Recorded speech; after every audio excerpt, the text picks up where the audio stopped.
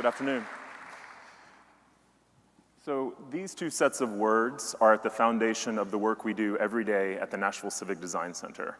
Our mission is to elevate the quality of the built environment and to promote public participation to help create a more beautiful and functional city for all. So civic engagement, that is the process of asking people what they'd like to see happen in their neighborhoods and incorporating that into the vision of how we build our cities and our neighborhoods. And built environment, I define that as imagine waking up every morning in your home, getting ready and going out into the world and everything that you encounter and do in the course of your day.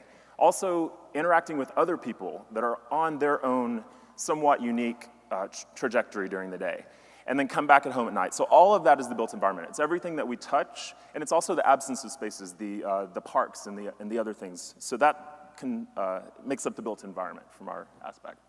So I wanted to start my talk with this word, epiphany, a sudden insight into the essential meaning of something, usually initiated by a simple occurrence or commonplace event.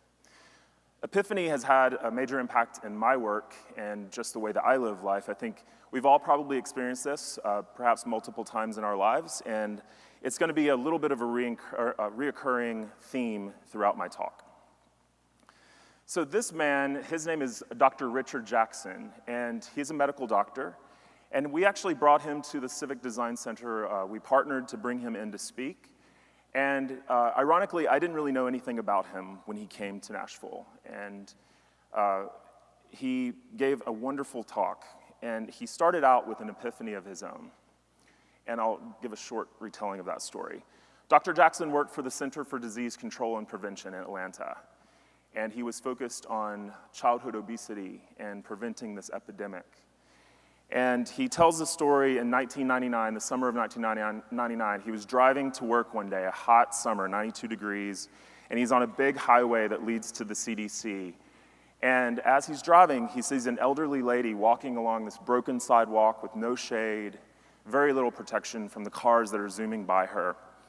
And he thinks to himself, wow, she reminds me of my mother, who's in her 90s, and he instantly thinks, I should stop and help her, but of course, with traffic and just everything else, he didn't, and he kept driving.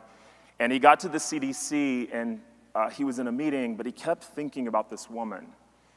And he thought, his epiphany, if she were to have died at that moment when she was walking down that hot road, that hot highway, her cause of death would have been, from a medical standpoint, heat stroke or a heart attack.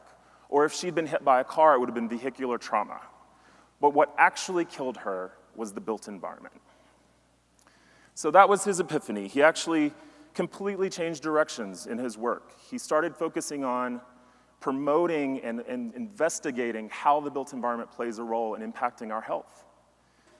And so Dr. Jackson has become the leading thought leader in the country on this topic from the medical side, but also he teaches public health classes, and he works with architects and designers every day to address this. So I imagine this is an image that we have taken fairly recently. This is in Nashville, but this is anywhere. And I kind of envision these women being the people that Dr. Jackson saw. But all of this is based on the foundation of this hugely alarming spike in obesity rates that we've experienced in the country just over a very short period of time, in 20 years, going from the slide in 1990 to up to, in the southern part of the United States, over 30% obesity rates in our population in just a very short period of time. So after hearing his talk, I mean, I was sitting in the audience like you are, and it was just the quintessential light bulb moment. And I was like, whoa, everything that I do and that we do at the Civic Design Center has a relationship to health. But we'd never thought about it explicitly like that before. And so almost instantly, I left and I started working on a grant proposal to our public health department to study this and to look into, from the built environment side, how we can design cities to make them healthier, and specifically focused in this instance on Nashville. I love this quote, "The shape that we give our city in turn shapes us." Look at that image. You can see how we've shaped a healthier city and how we've done this in cities all across the country. How public health officials worked with planners and designers and architects to transform this dirty city of the late 1800s and early 1900s, very unhealthy places, due to infectious diseases that were caused by dirty conditions, unclean water, unclean air. And we've transformed those into much more beautiful cities. This is the same city of Nashville from from 100 years ago to now. But we're facing much different issues now. And so we did this study, we did this book, released a book called Shaping the Healthy Community, the Nashville Plan. And we looked at what are the built environment factors that play a role in impacting our health. What actually are they? So we identified the access that we have to transportation, our walkability and pedestrian safety issues that we face. What are our access to housing resources? What are our access to food? And what are our access to open spaces and parks? And then the sixth one was, what are the community types that we live in? And I think this is pretty fascinating that people all over the country live in essentially 5 different community types. And those are rural areas, low density, often farmland, suburban areas, these are post-World War II development patterns, largely based on the automobile. Then we have our urban neighborhoods that are much denser, have a grid of streets and sidewalks and alleys. We have centers, which is the density level between an urban neighborhood and our densest area that we live in, the downtown core, where all of the main offices, the civic institutions are located in those areas. So those 5 different areas, there's some outliers, but those make up the main areas that we all live in. Anywhere across the country, you can kind of classify those. So as a city, we like to project an image of ourselves. And this could be any city, but this is what we want people to think we look like from the outside, people who are coming to visit us. But the reality of the situation is, this is our built environment that we've designed for ourselves, not particularly the healthiest of places to inhabit, to live. Who wants to walk? Who wants to ride a bicycle in these areas?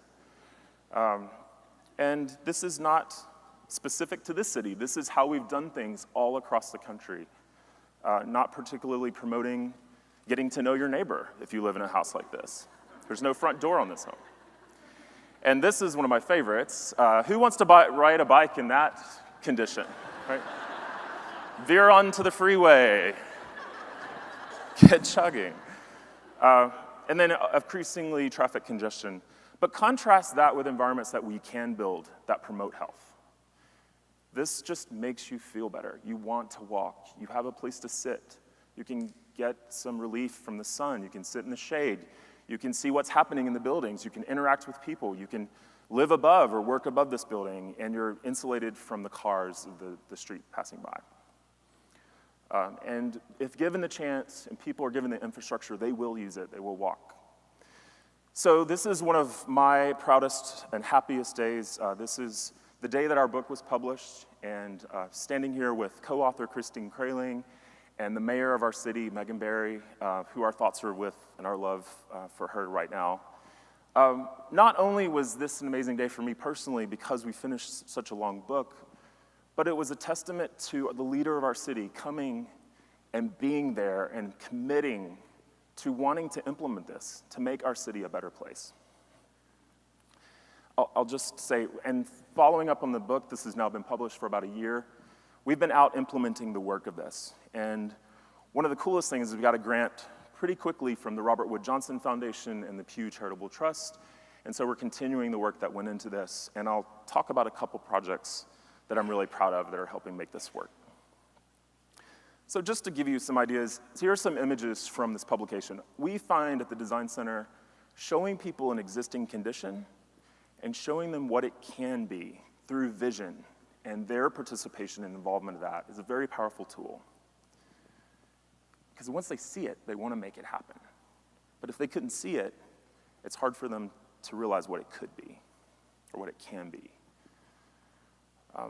Here's a real-life, real-world example of that taking place. This is an image at the top. Was a street about 6 years ago. We showed what it could be, and then lo and behold, it was built. One of my very first experiences working at the Design Center in the early 2000s was being approached by another nonprofit in Nashville, the Oasis Center, to ask us, they had a group of youth from high schools all across the county, and they were doing different programs with them. They said, could we bring them to the design center and do something there that shows them what you do and gets them engaged in the process? So we said, okay, yeah, we can come up with something. And so we had about 40 kids come in, and they divided into groups, and they all had to design their own community, design their own neighborhood. How can they design an ideal neighborhood that represents things that they want to do? And the feedback that we got from that program was, it was, of all the things they did in that course of that program over the year, that was the most important, powerful thing that they experienced. So it started me thinking, there's a hypothesis here of youth engagement. If we ask youth what they want to see happen in their communities, it's an empowering experience for them, and it can change their lives. So we applied for a grant from the National Endowment for the Arts, and in the summer of 2011, we were able to offer this summer camp, Design Your Neighborhood, for a group of 12 high school students, a really intensive 4-week summer camp called Design Your Neighborhood. And as a process of that, we actually had a film crew follow us around the whole time, and we created a 52-minute documentary film of that whole process. And you can see the high school students transform over the course of these 4 weeks in those 52 minutes. I want to draw your attention to the young lady on the left. Her name is Shanice Brown. She was just finished her 10th grade year and was the summer before her 11th grade year. And she's amazing. She had an epiphany of her own. In that process, she talked about how that really did change her life. She never really knew anything about design, was not exposed to it, didn't know what it meant. And through this program, she decided what she wanted to do, and she's now a 4th-year architecture student at the University of Tennessee Architecture. I'm so proud of her and what she's done and what she continues to do. And she comes back and she works in Nashville. She works with kids now because of this. We were able to get an ongoing grant. So that was the summer of 2011. We skipped a few years, and now we have a grant to actually continue this program. We started in 2016. We did it again this summer. We just finished a couple weeks ago. But we also added an educational curriculum to this. So we just finished the pilot phase. We've actually had about 400 high school students in Davidson County go through this pilot program, and now we're launching it much broader into the school system this coming academic year. And this too is an incredible thing I'm so excited about this. This is some of the students from last summer, and a little bit more about that. Another thing that we do at the Design Center, we have a group called TURBO, which stands for Tactical Urbanism Organizers. And that's the active arm of the Design Center. It's a group of motivated citizens that want to be engaged and want to be involved in making a difference happen in their communities. And they're out there working. They're doing projects over the weekend. They're making change happen in neighborhoods across Nashville. Here's an example of a project that was done a few weeks ago. We did a temporary installation of a traffic circle just to show people what it could be, how to slow down traffic and make it safer for the communities. And that's now informing, through working with the city, how a permit process could transpire to make that process go much smoother. So I want to end my talk on, this is from this summer, the Design Your Neighborhood program. And this young man, Macarius, he's equally inspiring and brilliant. All these kids were, all the participants. But particularly his story I found impressive because I think he also experienced epiphany. His was through, he knew what he wanted to do. He's very methodical, and he wants to be a structural engineer. But his epiphany was that the citizens and the people and the design process needs to be brought into that. And he can reflect that in the work that he knows he wants to do in the future. So I say that these students inspire me continually. They give me optimism for the future, which I think we all need right now. And I'll just end on, perhaps you've experienced epiphany today from one of these incredible speakers that we're with, but there is a way for you to get engaged and make a difference in your communities. And I would just challenge you all to take advantage of that. Thank you.